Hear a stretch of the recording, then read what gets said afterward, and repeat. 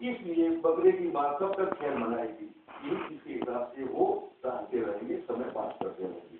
हो सकता है अगस्त सितंबर तक चलता है, जनता की अकल आ जाएगी सामने, तो जनता गुजरात की जो है वो हिसाब इलेक्शन में इनको देगी। करप्ट लोग आपको कोई जगह नहीं है गुजरात असेंबली में, आपका डाउट ये हो सकता है। दूसरी जो है एक सद्भावना में अब रोजगार जा रहे हैं मोदी जी। अब ये 10 साल में पहली बार ये हो रहा है कि इस तरह के कार्यक्रम में मोदी जाते सद्भावना करेंगे रोजगार। किस तरह देखें हैं इसको? देखिए ये सद्भावना बहुत बड़ा ड्रामा है।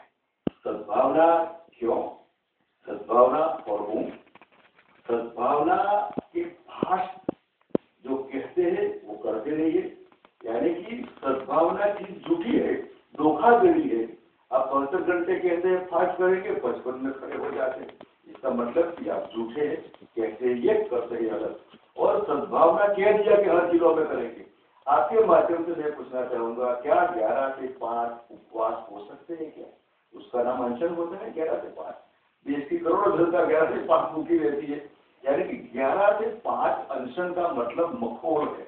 अपवाद का नाम बदनाम किया इन्होंने, खास अपवाद अनशन ये नहीं है। अनशन ये तो मुस्लिमों को खुश करने के लिए टोपी और दाढ़ी वाले और मूर्खा वाली बहनें इनको पकड़ कर ले आओ, और सरकारी तंत्र जो है IPS ऑफिसर DSP और जाएंगे तो कौन ना बोलेगा, हमारा भाई आएंगे, दूसरे लोग आएंगे, तीसरे लोग आएंगे।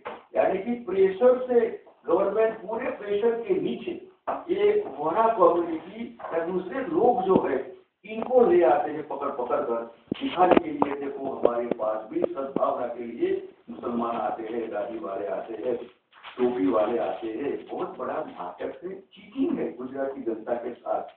इन्होंने 2002 के बाद हिंदू माहौल खड़ा कर दिया, हिंदुओं के हम बच गया, काटो मारो मुसलमानों को। अब हिंदुओं की गरज पूरी हो गई है, हिंदुओं का 200 मंदिर तोड़े गांधीनगर में।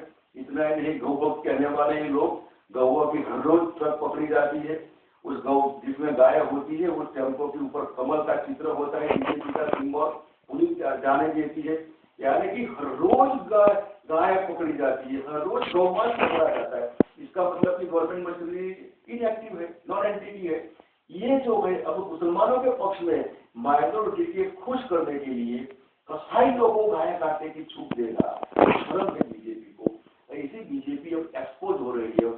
सद्भावना के नाम मुस्लिमों को नजदीक लाना, गले लगना, टोपी पहनना नहीं पहनना, यानी कि एक टोपी 20 या 25 रुपए की होती है, इसके लिए गुजरात की जनता को 200 करोड़ का चुना लगता है। गुजरात की तिजोरी में से 200 करोड़ रुपए से ज्यादा कर्जा खर्चा इस सद्भावना मिशन का आज तक मैं समझता हूँ कि 300 करोड़ से ऊपर खर्चा हो गया। कौन देगा? बीजेपी देगी, और प्रचार होता है बीजेपी का एंटी UPI एंटी कांग्रेस प्रचार। सरकारी प्रोग्राम में एंटी कांग्रेस, सरकारी प्रोग्राम में सरकारी मशीनरी का दुरुपयोग। पार्टी का उपयोग करिए, बीजेपी का उपयोग करिए, लेकिन नहीं, सरकारी प्रोग्राम में पूरी पार्टी सरकार चलाती है। और सरकारी ऑफिसर जो है, रिप्लेस जो है, जी सर करने वाले लोग हैं, आने वाले दिनों में इनका भी हिसाब होगा। ये जरूर मैं आपके माध्यम से कहूंगा कि ऐसे ऑफिसर जो है, चापलूस है, जो रिप्लेस है, इनको तो जरूर दवाई होगी समय आने पर। लेकिन गुजरात की जनता समझ गई है कि सद्भावना का बहुत बड़ा धोखा है इनके साथ।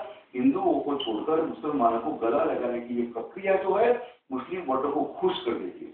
न अकेले मुस्लिम, लेकिन कसाईयों को तो गाय काटने की छूट देकर जो तमाशा किया है, और इतना पाप लगेगा कमल को प्रेम करने वाले लोगों को। ऐसे गवर्नमेंट को, कमल को वोट दिया है, इनको भी गौ हत्या होती है, वो पाप के भागीदार होंगे क्या? कोई शेरावत ने एक अपनी स्पीच में कहा था, अपने भाषण में कहा था, अभी जो आपने स्वतंत्रता आंदोलन यात्रा शुरू की, तो आपने उसमें जो है बड़ा एक, हमने कभी किसी गुजरात में राजनेता को इतना दिल खोल के बात करते हुए लोगों को नहीं सुना है। आपने बड़े करेक्ट के साथ कहा था कि जिन लोगों ने ऐसी सरकार को हथकंडे बने हैं और वोट दिया है, आपने नाटक किया, उनको भी जो है नापसंद करते हैं। ये बड़ी बात है। ये कोई जो है, ये जो है स्पेशली रिलीजियस, अभी जैन कम्युनिटी अहिंसा की पुजारी है, क्या गाय काटने को आप समर्थन देते हैं? अगर समर्थन नहीं देते तो आपके वोटों से बनी हुई ये सरकार में ऑफिशियली हर रोज गायों का मटन क्यों पकड़ा जाता है? हर रोज कमर वाले सिंबल लेकर टेम्पो जो होता है उसमें गाय क्यों जाती है, कौन काटता है, क्यों काटता है, अनऑफिशियली। और इसलिए ये जो है, जो अहिंसा के पुजारी है, इनको ये हिंसा, इनको ये पाप लगेगा। जो उन्होंने कमल को वोट दिया, जिनके माध्यम से गवर्नमेंट बनी है, उस गवर्नमेंट में वोट देने वाले भी इतने ही जिम्मेदार है। गाय करती है, अगर ये गवर्नमेंट नहीं होती तो नहीं होता। दावे से कहता हूँ, बीजेपी गवर्नमेंट नहीं होती तो कसाई इतनी हिम्मत करके गाय काटने के लिए इतना खुलेआम अहमदाबाद की बाजार में कमल के टेम्पो में गाय नहीं कर सकती। लेकिन पुलिस इनएक्टिव है, इनको मालूम है कि बीजेपी का टेम्पो है, इसलिए ये भी पाप के भागीदार बनते हैं लोग जिन्होंने गवर्नमेंट बनाई है। दूसरा आपने बड़ा एक महत्वपूर्ण उस समय कहा था कि बड़ा आपने साफ कहा था कि गोधरा का ट्रेन का डिब्बा जलाना से लेके दंगों से लेके अक्षरधाम में आपने कहा था कि भाजपा की धार है। देखिए, आपकी बात सही है। ये जो गोधरा का डब्बा है, इक्वाली बेटी ये है, इसने जलाया, क्यों जलाया, उसको छोड़ दीजिए। लेकिन जब कॉन्स्पिरेसी शुरू होती है तो जली हुई लाशों को ले जाकर अहमदाबाद में लाना, अहमदाबाद में लाशों का प्रदर्शन करना, ये ठीक है, उस समय के अधिकारी थोड़े बोल्ड होंगे इसलिए दबाए कि नहीं साहब ऐसा नहीं कर सकते। लेकिन एक कॉन्स्पिरेसी नहीं तो और क्या था, जली हुई लाशों को क्या आप अहमदाबाद के बाजार में प्रदर्शन करना चाहते थे?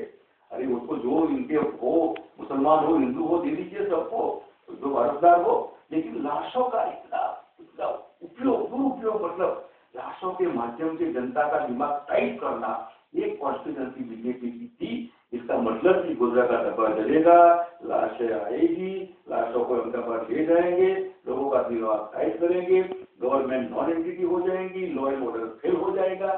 क्या गुजरात सरकार की जिम्मेदारी नहीं थी? चाहे कोई भी मरता, हिंदू या मुसलमान, वो 6 करोड़ गुजराती में नहीं थे? अगर 6 करोड़ गुजरात के आप मालिक है तो कोई भी मरता है, वो गुजराती मरता है, और गुजराती मरता है लेकिन अपना उल्लू सीधा होता है। चाहे हिंदू मरे, मुसलमान मरे, बीजेपी की पॉलिसी पर भी मरे। वही चीज के हिसाब से बीजेपी ने 2002 में खेला, और 2007 में भी वही मियां मुशर्रफ का मुद्दा उठाकर इन्होंने लोगों का दिमाग टाइट करने का काम किया है। नॉन इश्यू को इश्यू बनाया, आज उल्टा कर रहे हैं। और अभी 2002 और 2007 में हिंदुओं की बात पूरी हो गई। आइए अल्लाह अकबर, मैं इसलिए कहता हूँ कि हिंदू कार्यकर्ताओं को वोहरा की टोपी पहना है। अगर मुसलमान कार्यकर्ता कम है, बेटा आ जाओ कार्यकर्ता, तो पहले टोपी जाओ, अल्लाह, ये क्या तमाशा करना है? क्या चाहिए आपको? प्रेम से मुसलमानों को बुलाइएगा, प्रेशर से क्यों बुलाते, भय से क्यों बुलाते? तो बात बोल जाने के प्रेम से कोई आ नहीं, वही तो हो सकता है भय, लेकिन डेमोक्रेसी है तो भय तो किसी का काम नहीं करेगा। भय, भूख और भ्रष्टाचार तो भय भाजपा का पूरे गुजरात में है। और भूख तो इतनी है कि आप जाइए गाँव में, लोग आज भी भूखे काशी रोटी खाते हैं ट्राइबल लोग। और भ्रष्टाचार तो बीजेपी का दूसरा नाम पर्याय बन गया, बीजेपी आज भ्रष्टाचार पार्टी। एक आखिरी सवाल आपसे पूछूंगा, वाले साहब, एक बहुत बड़ा सम्मेलन होने जा रहा है लेहुआ पाटीदार समाज का कानपुर में। मेरी उनके जो आयोजक उनसे बात हुई, नरेश पटेल से, वो कह रहे हैं कि वो मोदी को खिलाएंगे। हमने सहज रूप से पूछा कि कोई मुख्यमंत्री जो होता है किसी भी राज्य का, वो किसी जाति पाति या समुदाय से पर होता है, तो कोई जब इतना बड़ा सम्मेलन होता है तो स्वाभाविक रूप से वो मुख्यमंत्री को बुलाया जाता है, चाहे वो उस जाति का हो या ना हो। लेकिन फिर भी वो कह रहे हैं कि नहीं, यहाँ पे उनको नहीं बुलाएंगे। अच्छी बात है, रिलीजियस फंक्शन है, पॉलिटिकल लोग आते हैं, दर्शन करते हैं, चले जाए। लेकिन भाषण में फिर वो वोट देखना, उस कम्युनिटी को वोट के हिसाब से देखना कि ये वोटिंग मशीन है कल के, और तब भाषण देना, वो अन्याय है। इसलिए गुजरात बीजेपी की इंप्रेशन जो है, उमिया माता में कड़वा पटेलों में गए, वहां भी वही मामला किया कि वोट की मशीन है, हमारे वोट देखिए, हम आपके वोट देखेंगे। और कड़वा पटेल है, वो भी माँ खोडल का वो कर रहे हैं बहुत बड़ा प्रश्न। और मैं समझता हूँ किसी को न बुलाए वो अच्छी बात है। तो मानते हो कोई धर्म दर्शन करे, करे जाए, लेकिन भाषण करे, लोगों का दिमाग टाइट करे, अनाप से नाप बोले, वो ठीक नहीं है। इसलिए ये निर्णय अगर इनका है तो अच्छी बात है। और सर 1 करोड़ 10 लाख की आबादी 10 साल में उनको 10 लाख कर दिया गया, बिल्कुल जो है उनका वैक्यूम हुआ। इस सम्मेलन को हमने पूछा कि क्या ये शक्ति प्रदर्शन है, तो कहा प्रदर्शन है। तो क्या आप अपने अनुभव को अगर निचोड़ उसमें दें तो क्या आपको लगता है कि ये सम्मेलन जिसमें मुख्यमंत्री को ना बुलाना क्या कहीं एक संकेत है आने वाले चुनाव में उनकी खिलाफत हो सकता है? आपकी बात सही है, लेकिन लेवा पटेल हो, करवा पटेल हो, कच्ची पटेल हो, यानी कि प्रिजन की ये बेसिकली खेडूत किसान दस्ती से लगे हुए लोग, इनका कोई सुनता ही नहीं है। गाँव में अगर किसान है, बिजली नहीं मिलती है, बिजली महंगी मिलती है, पूरी नहीं मिलती है, अनएम्प्लॉयमेंट बहुत है, यानी कि कम्युनिटी जो मेहनत कश है, जो अपने बलबूते पर बने हैं, सरकार का कतई रोल नहीं है। वो इंडस्ट्रियलिस्ट बने होंगे, के पटेल जैसे तो अपने बलबूते पर, कई लोग बने होंगे अपने बलबूते पर, लेकिन ये फिर गवर्नमेंट कहती हमारी मेहरबानी से आप है। तो मैं समझता हूँ कि राजनीति में बीजेपी ने तो स्पेशली लेवा पटेलों का तो कांटा निकाल दिया, किनारे कर दिए, करवा पटेलों को भी गजल ऐसे कर दिए। लेकिन ये जो मानसिकता है वो ठीक नहीं है। सब कम्युनिटी अपनी होती है, पार्टी को सोचना चाहिए, सरकार को भी सोचना चाहिए। हम जब थे सीएम तो लेवा पटेल हो, अमरेली में हमने एयरपोर्ट की जगह दी थी बच्चियों के लिए, और कई लोग ऐसे थे जिनको ऐसे ऐसे जमीन जो थी गांधीनगर में बच्चियों को पढ़ने के लिए, एजुकेशन के लिए, करवा पटेल को दिया, प्रजापति को दिया, खरड़िया राजपूतों को दिया, चौधरी कम्युनिटी को दिया। ये वेलफेयर का आपका होना चाहिए कि वेलफेयर के हिसाब से कास्ट कम्युनिटी अपनी जगह पर, ये कोई अदानी वगैरह नहीं है ना, प्रॉब्लम ये है। देखिए मैं एक अलग इश्यू है। देखिए आज एफआर को 9,000 करोड़ रुपये सुप्रीम ने टाटा मारा है। अगर बिना मतलब के 10,000 करोड़ रुपये अगर एफआर को प्रॉफिट होता है तो बीजेपी को कितना देते होंगे? ये सबका हिसाब बीजेपी गुजरात में जब शासन में आई तब, और आज एसआर, अदानी, रिलायंस, एक्सवाईजेड कितनी बड़ी पार्टी थे, इसका हिसाब देखिए। कितनी धुनी संपत्ति कैसे बढ़ी अकेले गुजरात में, और यही 10 पार्टियों और यही 10 सालों में, यही और एक संपत्ति बढ़ी होगी तो बीजेपी को कितने रुपए दिए होंगे इन्होंने। एक करप्शन की बात करने वाली बीजेपी भ्रष्टाचार का अपना चेहरा अपने आईने में देखे। ये करप्शन का चेहरा आपका मुंह पर लगा हुआ है, ये कप्पा ये कभी नहीं जाएगा। यही साथ आप ये 10 कंपनियों लीजिए, 2000 में कितना था, मतलब जब बीजेपी बैठी तब कितना था, आज कितना, क्यों बढ़ा, कैसे बढ़ा? ऐसा में 10,000 करोड़ रुपए का करप्शन कैसे हुआ? क्यों नहीं दिए पैसे सरकार को? बहुत क्वेश्चन है, आपकी बात सही है। एक आखिरी सवाल पूछूंगा आपको मैं, थोड़ा अलग से, लेकिन इसी मुद्दे को जुड़ता हुआ है। हमारे पास एक खबर आई है, डॉक्यूमेंट है हमारे पास, सिर्फ जहां एनकाउंटर मामले में जब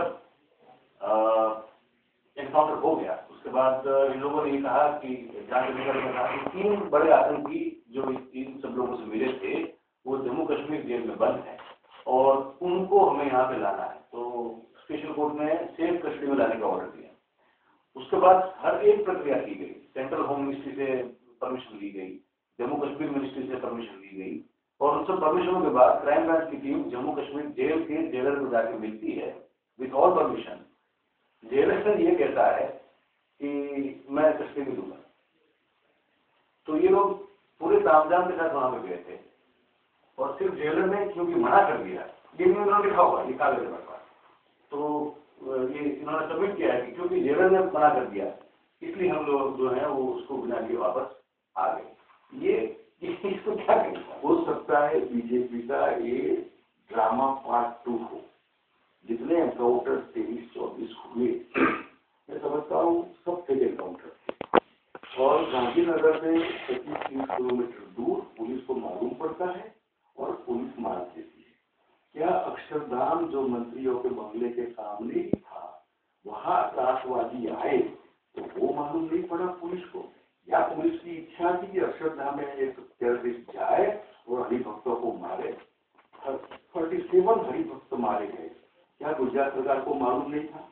और वो मालूम नहीं था तो वो मालूम कैसे पड़ता था 25-30 किलोमीटर दूर, और ये आधा फरलोंग दूर मालूम नहीं पड़ा आपको? यानी कि ये प्लानिंग रहा, गुजराती जनता उसमें ऐसे टेररिस्ट का नाम से कांपे, भय के नीचे आ जाए, और हम ही मसीहा है, बीजेपी ही सबको बचाने वाली पार्टी है। इस हिसाब से जितने हिंदू मारे जाए मारो, मुसलमान मारे जाए मारो, हिंदू को ये कहो मुसलमान को दूसरा कहो, ये चीज गुजरात में 2002 से हो रहा है। मैं समझता हूँ पाप का धड़ा जो होता है बढ़ गया है। 10 साल बीजेपी के 10 साल होता है, 1 साल पूरा हो गया है। अब गुजरात की जनता परिवर्तन चाहती है, जरूर परिवर्तन करेगी, ऐसा हमको भरोसा है। बापू, आपने मुझसे बात की, आपका बहुत बहुत शुक्रिया।